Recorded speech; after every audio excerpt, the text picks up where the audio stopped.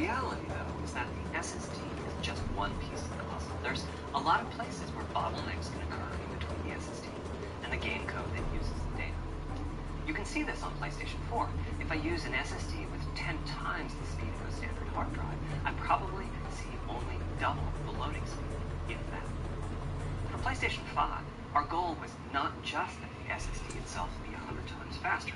It was that game loads and streaming would be 100 times faster. So every single potential bottleneck needed to be addressed. And there are a lot of them. Let's look at check-in and what happens when its overhead gets 100 times larger. Conceptually, check-in is a pretty simple process. Data is loaded into system memory from the hard drive. It's examined. A few values are tweaked to check it in, and then it's moved to its final location. At the SSD speeds we're talking about, that last part, moving the data, meaning copying it from one location to another, takes roughly an entire next-gen CPU core. And that's just the tip of the iceberg. If all the overheads get 100 times larger, that will cripple the frame rate as soon as the player moves, and that massive stream of data starts coming off the SSD. So to solve all of that, we built a lot of custom hardware, namely a custom flash controller and a number of custom units in our main chip. The flash controller in the SSD was designed for smooth and bottleneck-free operation, but also with games in mind. For example, there are 6 levels of priority when reading from the SSD. Priority is very important. You can imagine the player heading into some new location in the world and the game requesting a few gigabytes of textures. And while those textures are being loaded, an enemy is shot and has to speak a few dying words. Having multiple priority levels lets the audio for those dying words get loaded immediately. On one side, that flash controller connects to the actual flash dies that supply the storage. To reach our bandwidth target of 5 gigabytes a second, we ended up with a 12-channel interface. 8 channels wouldn't be enough. The resulting bandwidth we achieved is actually 5.5 gigabytes a second.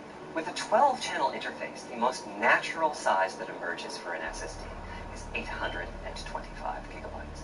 The key question for us was, is that enough? I mean, it's tempting to add more, but flash certainly doesn't come cheap, and we have a responsibility to our gaming audience to be cost-effective with regards to what we put in the console. Ultimately, we resolved this question by looking at the play patterns of a broad range of gamers. We examined the specific games that they were playing over the course of a weekend, or a week, or a month, and whether that set of games would fit properly on the SSD.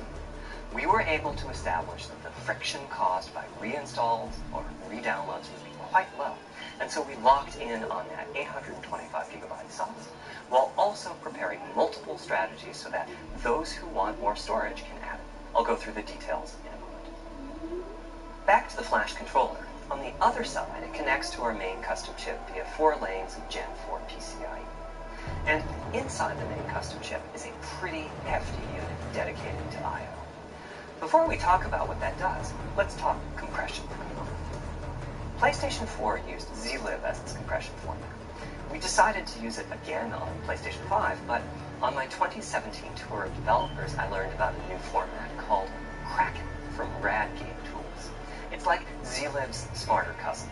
Simple, similar types of algorithms, but about 10% better compression, which is pretty big. That means 10% more game on the UHD Blu-ray disc or on the SSD.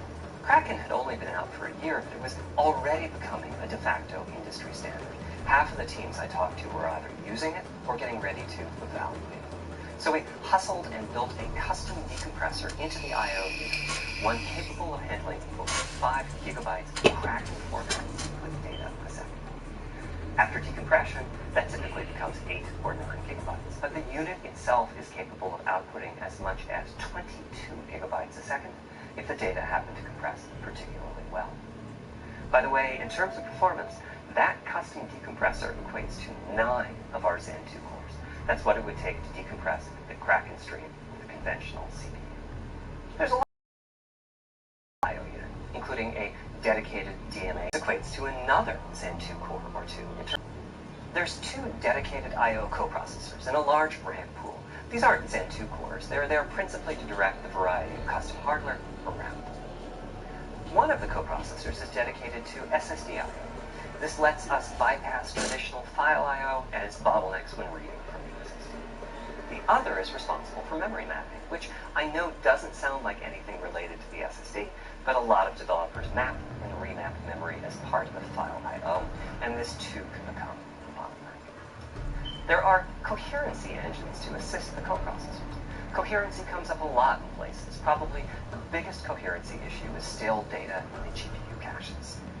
Flushing all of the GPU caches whenever the SSD is read is an unattractive option. It could really hurt the GPU performance. So we've implemented a gentler way of doing things, where the coherency engines inform the GPU of the overwritten address ranges, and custom scrubbers in several dozen GPU caches to pinpoint evictions of just those address ranges.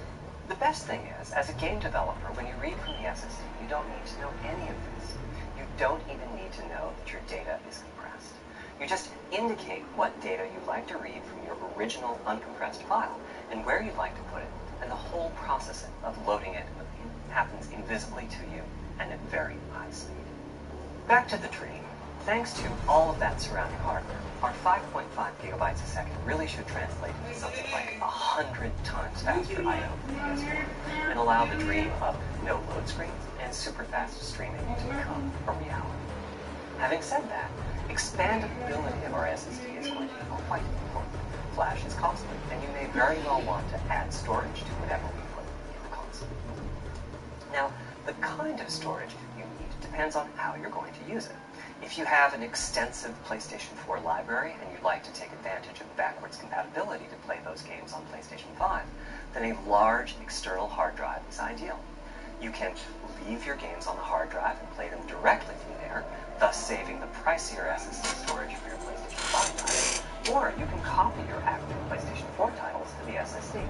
If your purpose in adding more storage is to play PlayStation 5 titles, though, ideally you would add to your SSD storage. We will be supporting certain SSDs. These are internal drives that you can get on the open market and install in a bay in the PlayStation 5. As for which ones we support and when, I'll get to that in a moment. They connect through the custom I/O unit just like our SSD does, so they can take full advantage of the decompression, I/O coprocessors, and all the other features I was talking about. Here's the question. That commercial drive has to be at least as fast as ours. Games that rely on flawlessly. Last year, I said that the PlayStation 5 SSD was faster than the available PC. At the time, the commercial PC drives use PCIe 3.1, and 4 lanes that kept out at 3.5 gigabytes a second. You know PCIe on both drives is the required spec. M2 drives with PCIe 4.0 are now out in the market. We're getting our samples and seeing 4 or 5 gigabytes a second. By year's end, I expect there will be drives that